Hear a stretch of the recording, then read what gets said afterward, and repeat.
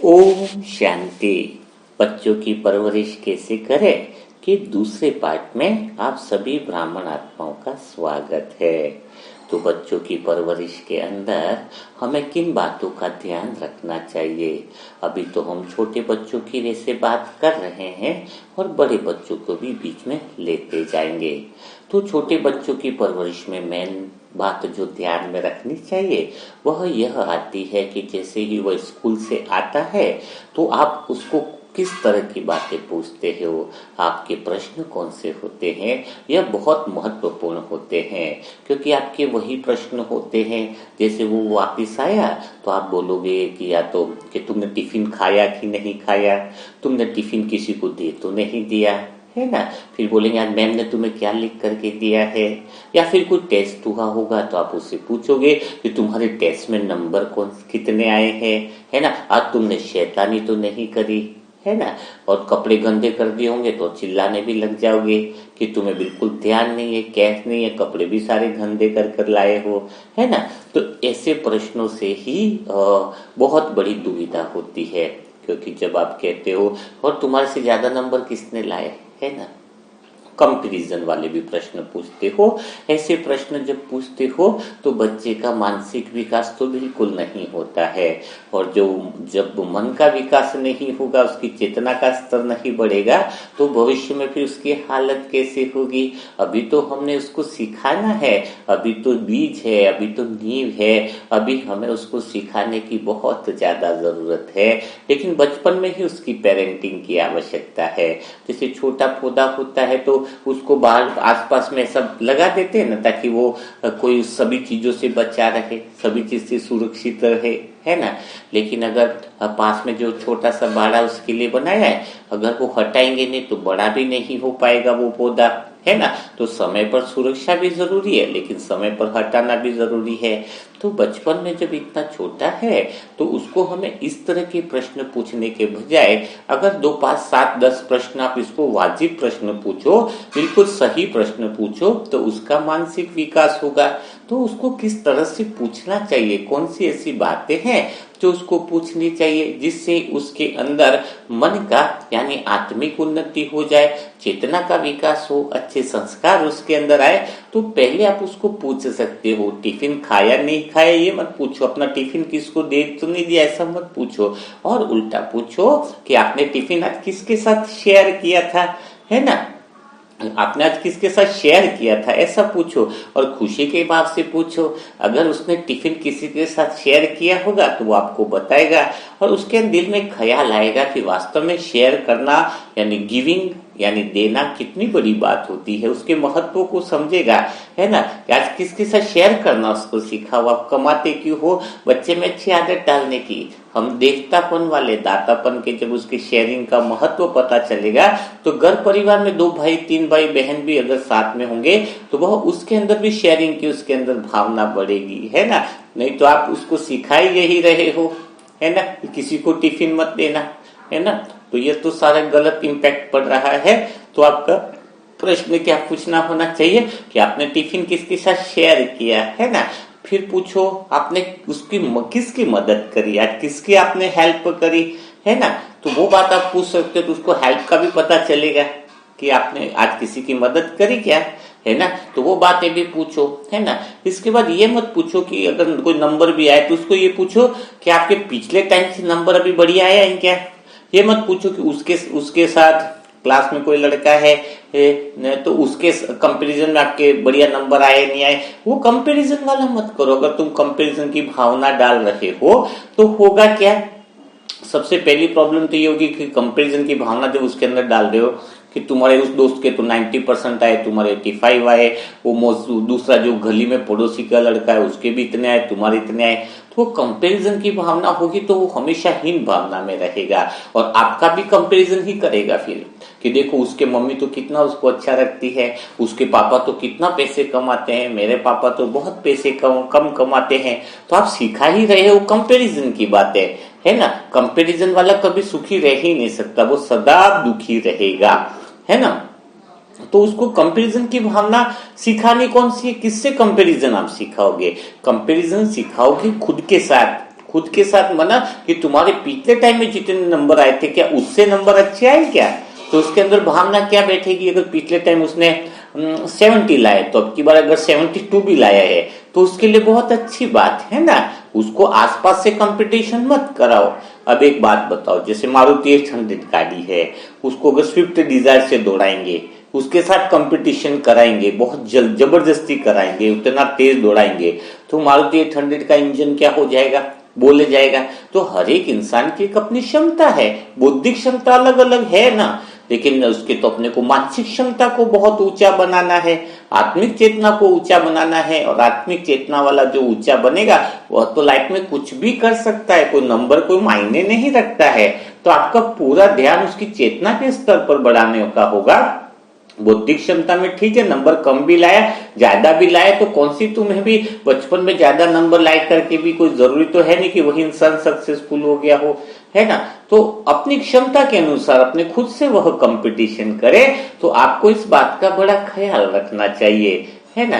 और फिर उसको यह भी सिखाना, यह भी पूछना है कि आज दूसरे लड़कों ने क्या क्या ऐसी एक्टिविटी करी, कौन सी बातें तुम्हें आज स्कूल में बहुत अच्छी लगी, तुम्हें कौन से फ्रेंड बहुत अच्छे लगते हैं, तो उस तरह की। और अगर कपड़े गंदे भी हो गए तो डांट फटकार नहीं, सबसे पहली बात तो ये कि अगर बच्चा स्कूल से आता है, छोटा बच्चा है, तो उसको गले लग जाओ, क्योंकि छोटे बच्चों को माँ बाप का आलिंगन बहुत प्यारा लगता है, उनकी मानो ऐसा लगता है बहुत कनेक्टिविटी होती है, ये बच्चों की एक मानसिक स्थिति होती है। तो बच्चा जब आए तो ये मत डांटो कि कपड़ा गंदा कैसे कर दिया, बोतल कहाँ पानी की छूट गई, ये नहीं, आपका दिल का एक बॉन्डिंग बहुत उसके साथ अच्छा होना चाहिए। तो दिल का बॉन्डिंग हो आए तो पहले उसको गले लग जाओ, बहुत प्यार करो, स्नेह करो, और फिर जो अभी जो प्रश्न आपसे पूछे गए, जो पूछने के लिए उससे पूछे गए, तो एक उपयुक्त प्रश्न आपको पूछने हैं, वाजिब प्रश्न पूछने हैं, ताकि वो आपके साथ सहज रहे, कंफर्टेबल रहे, वो आपके साथ एक अच्छा सा बॉन्डिंग बना सके। तो आज से जो है उसको शेयरिंग की भावना सिखाओ, आज आपने किसी की हेल्प करी क्या, मदद करी क्या, है ना, ऐसी भावना आप सिखाओ। पढ़ाई के अंदर भी ये सिखाओ कि तुम्हारे पिछले समय से नंबर कैसे है, अगर कम आए तो इस बार तुम्हें मेहनत करनी होगी ताकि तुम अभी आगे प्रोग्रेस कर सको, है ना। तो उस तरीके से जब आप उनको समझाओगे, सिखाओगे बचपन से, तो वो संस्कार उनके अंदर पड़ जाएंगे। यह तो होगी पहली पेरेंटिंग की बात। लेकिन कभी बच्चे अच्छे बुरे नहीं होते हैं, वास्तव में देखा जाए तो माँ बाप ही जो है वो अच्छे बुरे होते हैं। माँ बाप अच्छे बुरे होते हैं मतलब माँ बाप को समझ नहीं है कि जब बच्चे पैदा किए हैं, जन्म दिया है बच्चों को, तो क्या होना चाहिए। इसका अर्थ यही होना चाहिए कि उनकी सही तरीके से परवरिश का अर्थ है कि घर में पीस वाला माहौल रखे, शांति वाला रखे। शांति वाला माहौल का मतलब क्या है कि जब आप अपने सुखों के लिए, जब भी आप परेशान हो, तनाव हो, तब आप बच्चों को ऐसी बातें बोल देते हो कि तू तो कुछ कर ही नहीं सकता, तेरे से तो कुछ हो गया। अपना गुस्सा है, अपना फ्रस्ट्रेशन है, वो हम बच्चों पे निकाल देते हैं और वो बातें उनके दिल में बैठ जाती है। और जब बच्चों के अंदर ऐसी बातें दिल में बैठ जाती है कि तुम्हें कुछ कर ही नहीं सकते, लाइफ में तो तुमसे कुछ हो ही नहीं पाएगा, तो जब आप इतना जो रिश्ते में उम्मीद बच्चा आपसे कर रहा था, वहां से उसको बहुत नेगेटिव इंपैक्ट मिल रहा है। जिस प्लेटफॉर्म पे, जिस लेवल पे आपकी बॉन्डिंग बच्चे के साथ होनी चाहिए, वह नहीं मिल पाने के कारण फिर वो बच्चा ऐसे रिश्ते बाहर तलाश करता है, कई दोस्तों में, कई पड़ोसियों में, कई बार गलत संगत भी मिल जाती है। क्यों? क्योंकि जिस प्लेटफॉर्म पे आपका रिश्ता उस बच्चे के साथ होना चाहिए था, वहां पर तो आपने कमी कर दी, वहां पर तो वो बॉन्डिंग आपने बनाई दी, तो बच्चा तो फिर वो रिश्ता बाहर की तरफ ही ढूंढेगा ना। कई बार देखा गया है, अभी एक बहुत महत्वपूर्ण बात दिमाग में आती है कि बहुत टाइम पहले की 12 का लड़का है, अब वो माँ बाप के साथ रिश्ता बॉन्डिंग होना चाहिए। वो लड़का ऐसा था कि कॉलेज में गया तो एक लड़की से प्यार कर बैठा है। अब लड़की से ऐसा प्यार कर बैठा कि घर वालों को भी झगड़ा करने के लिए तैयार हो गया। जो घर वालों को एक बार भी ऊंची आवाज में बात नहीं करता था, अब वो घर वालों से उस लड़की के लिए झगड़ने को तैयार हो गया, जबकि अभी तो वो कॉलेज के फर्स्ट ईयर में ही है। तो ऐसा क्यों हुआ? वो जब हमसे पूछते हैं कि भाई जी ऐसा क्यों हुआ, जबकि हमने उसको इतना स्टैंडर्ड में पढ़ाया है, उसको 10-10 हजार की तो अलग से क्लासेस लगाई है, वो डांसिंग और जो सीखने की म्यूजिक की क्लासेस थी वो उनके लिए लगाई है, ट्यूशन एक से बढ़कर एक ऊंचे लगाए हैं, हम इसको इतना प्यार दिया है, और फिर भी वह जो है वह आज उस लड़की के लिए हमसे झगड़ने को तैयार है। तो मैंने बताया कि ऐसा तो है नहीं, इसका रीजन ये है कि तुमने उसको प्यार किया ही नहीं। वास्तव में उसके माँ बाप ने उस लड़के से प्यार ही नहीं किया। प्यार कौन सा किया उस माँ बाप ने? बस वही उसको प्यार समझते हैं कि अच्छे ट्यूशन क्लास लगा दी, मतलब वो अपने स्वार्थ के लिए कि बच्चा नाम करेगा तो हमारा भी सोसाइटी में नाम होगा। तो एक ही बात पूछते, तू डांस क्लास में गया, तू ट्यूशन क्लासेस में गया या नहीं गया, तूने टिफिन खाया कि नहीं, तूने ये किया कि नहीं किया, है ना?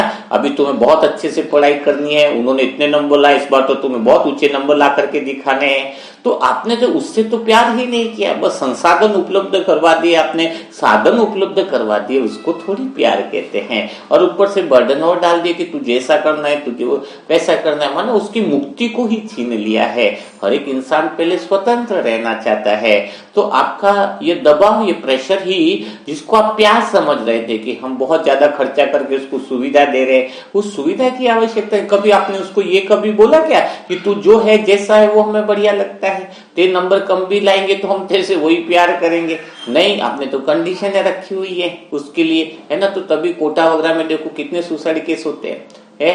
तो मेन बात समझने की क्या है, अब वो लड़के को अचानक कौन मिला?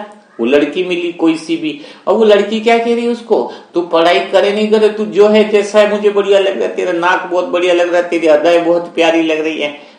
तो कोई उसको अप्रिशिएट करने वाला मिल गया, कोई उसको समझने वाला मिल गया, कोई उसकी स्वतंत्रता को और ज्यादा निखारने वाला मिल गया, तो फिर वो तो उससे प्यार करेगा क्योंकि उसको वो सुकून मिल रहा है, उसको वहां पर मुक्ति का अनुभव हो रहा है, वो फ्रीडम का अनुभव हो रहा है। आप लोगों ने पैसा लाखों रुपया खर्च किया लेकिन उस पर ध्यान नहीं दिया जिस पर उस पर ध्यान देना चाहिए। तो आप जब बच्चों को कोई लाख रुपए का खर्चा कर दो, बहुत अच्छी पेरेंटिंग कर दो, वो पेरेंटिंग नहीं है। जब आपकी बॉन्डिंग उन बच्चों के साथ नहीं है, अंदर से दिल का रिलेशन नहीं है, जब आप कोई सीरियल देख रहे हो तो बस बच्चों को ये सोचोगे कि मोबाइल दे दो ताकि वो भी अपने बिजी रहे, मुझे डिस्टर्ब नहीं करे, है ना? अपने सुखों को छोड़ना नहीं चाहते हो तुम, और बच्चों को फिर वही चीजें सिखा रहे हो, है ना?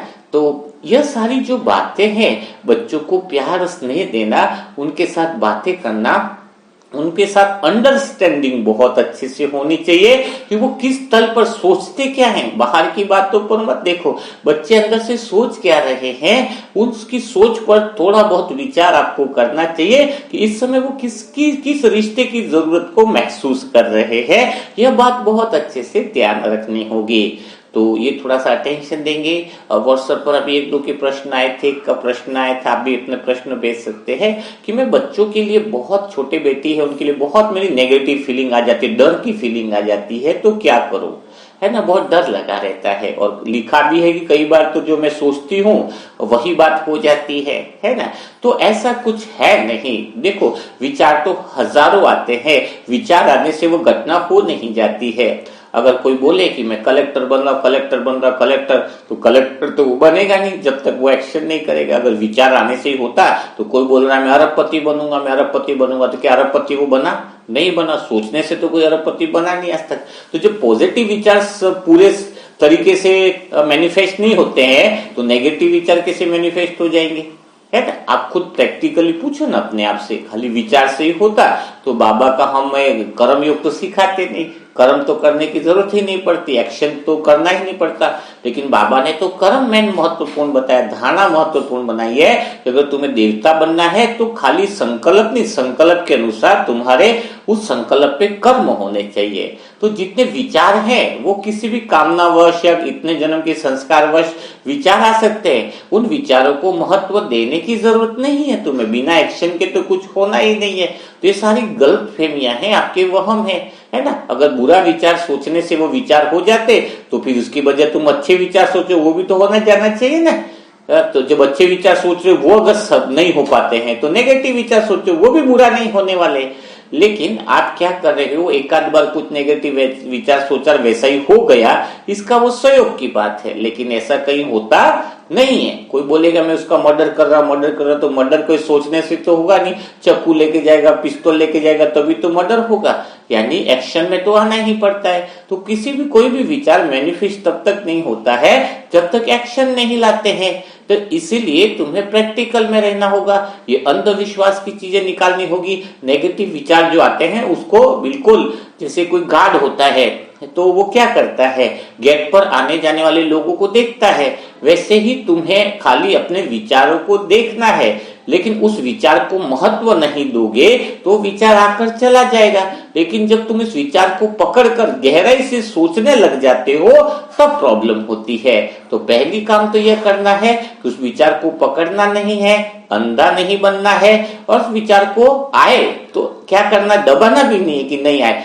उस विचार पर ध्यान नहीं देना है। और तीसरी बहुत महत्वपूर्ण बात है कि आप बहुत ज्यादा फ्री लगते होंगे, फ्री रहने पर भी ऐसे विचार बहुत आते हैं। फ्री रहने का अर्थ है कि बिजी बर्तन धोने का बिजी नहीं है, आप अपनी आत्मिक उन्नति के अंदर, अपने शुद्ध मन को बढ़ाने के अंदर, केंद्र बिंदु पहुंचने के अंदर अपनी बिजी हो जाओ। अपनी चेतना के स्तर को बढ़ाने में जब बिजी रहेंगे तो व्यर्थ बातें, व्यर्थ चीजें आती नहीं है ना।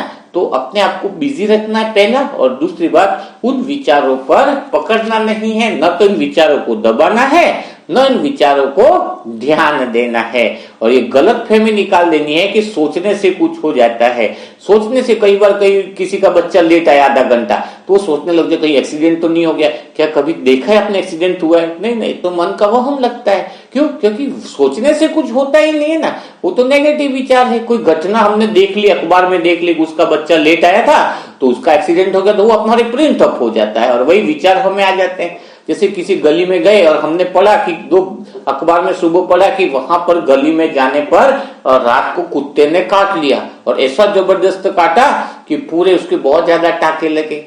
अब कोई रात को 8 बजे गली से जा रहा है तो वो खबर दिन में पड़ी है, तो वही खबर उसके दिमाग में बैठ जाएगी कि गली से कुत्ते की थोड़ी भी आवाज आई, अरे कुत्ता आया था और काट लेगा, मुझे भी काट लेगा, है ना। जबकि वो कुत्ता बिल्कुल साधारण होगा तो भी तुम्हें ऐसा लगेगा कि सामने जो कुत्ता आ रहा है मुझे काट लेगा, क्योंकि कहीं ना कहीं तुमने ऐसी इंफॉर्मेशन में पढ़ रखी है जिससे तुम्हें नेगेटिव विचार ज्यादा आते हैं। ऐसे विचार और ऐसी इंफॉर्मेशन दृश्य देखने के बाद भी अंदर हमारे प्रिंट आउट हो जाते हैं। तो हमें इस बात का ध्यान रखना होगा, एक तो नेगेटिव न्यूज से बचे रहना है, और ऐसी जो बातें हैं उनको हमें पकड़कर नहीं रखना है। तो उसी तरीके से कल भी हम इसी तरह के सेशन की बात करेंगे। फिर भी बच्चों की पेरेंटिंग में आपके भी कोई प्रश्न हो तो व्हाट्सएप पर डाल सकते हैं, उस पर आप हम मिलकर के विचार सागर मंथन करेंगे, सॉल्यूशन निकालेंगे कि राइट सॉल्यूशन क्या होगा। तो आज हमें जिस भाई को दुआई देनी है वह है प्रेम शंकर भाई जी। तो प्रेम शंकर भाई जी जो है वो भी मनसा सेवा ग्रुप से शुरुआत से जुड़े हुए हैं, काफी सहयोगी आत्मा है, हर समय जो टास्क है वो भी पूरा करते हैं, उनके शब्दों में भी शालीनता है और परमात्मा ग्रुप से बहुत प्यार है। देखो, कोई कहता है कि मुझे ज्ञान समझ में आ गया, जब तुम्हें ज्ञान से ही प्रेम नहीं है, इस मनसा सेवा ग्रुप से ही प्रेम नहीं है ना, मनसा सेवा के ग्रुप से टास्क से ही प्रेम नहीं है, तो तुम्हारा ज्ञान सूखा ज्ञान है ना। जो ज्ञान तुम्हें इतना ऊंचा बना रहा है तो इस मनसा सेवा ग्रुप से तुम्हें कितना प्यार होना चाहिए, हर टास्क कितना महत्वपूर्ण है, भोग भी कितना महत्वपूर्ण है। तो जब हम कहते हैं कि हमें ज्ञान समझ में आए तो तभी ज्ञान माना जाएगा जब इस ग्रुप से प्यार होगा, तो इसका सबूत होगा कि आपको ज्ञान से भी प्यार है। तो आज बिना देरी किए प्रेम शंकर भाई जी को ढेर सारी दुआएं और उनके परिवार को भी ढेर सारी दुआएं दे कि उनका परिवार सदा खुशहाल रहे, सदा शुद्ध मनोकामना में रहे, सदा परमात्म केंद्र को अनुभव कर सके और माया से उनका बचाव सदा बना रहे, भगवान की छत्र छाया उनके ऊपर बनी रहे। तो बिना देरी किए प्रेम शंकर भाई जी और उनके परिवार को ढेर सारी दुआएं दीजिए। जो नई आत्माएं हैं व्हाट्सएप ग्रुप से जुड़ना चाहती है उनके लिए मोबाइल नंबर है 7202921969, इस पर ओम शांति लिखे और अपने सेंटर का नेम और एड्रेस लिख सकते हैं। कल फिर हम मुलाकात करेंगे ऐसे ही कुछ नए सेशन के साथ। तब तक के लिए सभी भाई बहनों को ओम शांति, ओम शांति, ओम शांति।